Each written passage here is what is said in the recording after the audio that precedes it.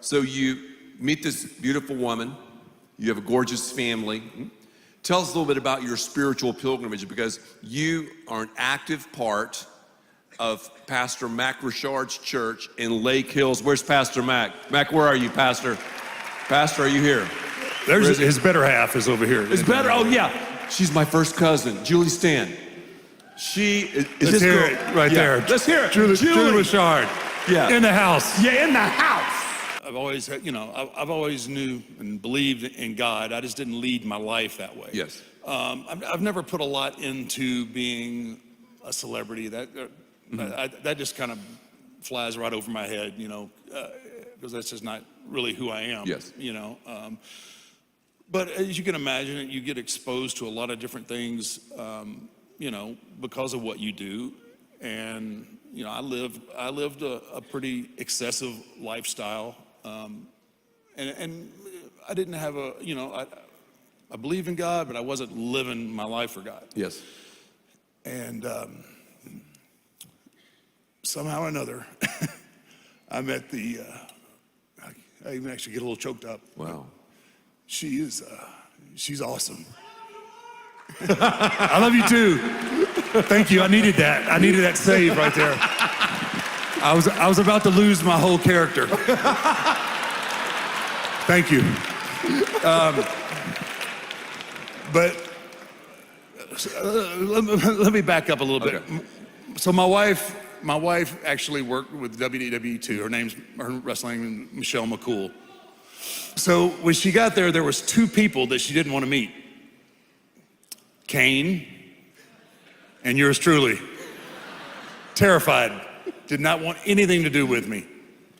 And it was funny because she has this unbelievable work ethic, So she would get to the arenas early and try and get around, some of our producers, our agents, and not in the sense that you would think agents, like not like, I'm going to make this deal for you. They ran our non-televised events. So, but they were all really good hands and good wrestlers through their careers, and now they work behind the scenes. So she would pick their brains and try and get them to get in the ring and work with her. And it just caught my eye because I was like, no, you never cross over that line. And I always told guys, you don't date people that you work with, and this is not going to work. I said it for years, and then I broke my own motto. But anyway, so I ended up getting to know her, and I was just like, wow, she's really passionate about this, and you could tell that she was genuinely, this is what she was wanting to do. It wasn't a stair step to Hollywood or anything else. This is her, she was passionate. And so, finally, after a long time of her chasing me around, I was like, not true at all. Finally, she realized that I was not Satan, and so we ended up, we ended up dating, and eventually she was living in Florida, and then she comes to Austin, and she started going to Lake Hills first, and I was like, okay, go, I'll be here when you get home. Just, go ahead and do your thing. So she says, would you please just come to church with me one time? I'm like, babe, look, I'm going to walk in there and the rafters are going to start shaking. And I believe in God. I'm good. Just, I don't want to, it's not going to work. But she was very persistent, and she wanted me to be the man that I could be.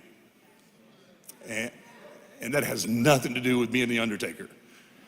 That's right. And so I went, and it was just the perfect circumstance at the perfect time. She pushed me, and I went reluctantly, but once I got there, and I grew up Catholic, and so I'm thinking to myself, man, I don't want to kneel, I don't want to get down on the pew. After 17 surgeries, you can figure my body doesn't really feel good all the time. So I'm like, so there were no pews, there were no, I didn't know, there was no kneeling and everything. And I just had this, once again, it was kind of like the Eggman deal. Like I was getting myself worked up, right? Yeah. Because I was thinking, okay, all right, pastor's gonna see me and he is just gonna throw fire and brimstone right at me. Boom, sinner, sinner, you know. And it wasn't nothing like that. Mac and Julie and his family, they were really awesome. And it was more like of a conversation, you know? Mm-hmm. And I found myself from being, you know, kind of tense and pensive to kind of leaning in and like, wow, this is pretty cool. Yeah. Wow. And that started my journey. Yes. Back to leading my life the way I should. Yes. And Isn't that being great? the man. Thank you.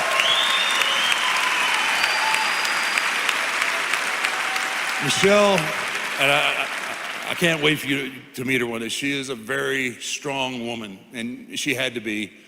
And she's the one that put me in the right place for me to get my life back on track again to what really matters. And obviously I'm forever indebted just for that. And not even counting how, she's an awesome mom, and, she actually just did her mobile loaves and fish training. So she's awesome. She brings the best out of me. And you were telling me too when we've talked, it's so interesting and just to hear what an amazing testimony of someone bringing you to church, of course, someone you love so much. And then I don't want to put words in your mouth, but I believe you were telling me like how you knew about God, but then that personal relationship, that was that Yeah. trigger. Yeah, absolutely. That was, I wouldn't have been able to give you, I wouldn't be able to recite any kind of scripture whatsoever that first day. Yes, I knew there was, like I said, I was raised Catholic in a God-fearing home, but I just, all my brothers had to go to Catholic school and, taught by the nuns and getting their hands popped with the rulers and all that. I still hear it when I go home all the time about how rough they had it. But it was the start of me and my journey. Yes. And realizing that there was a whole nother part to life that I was missing out on.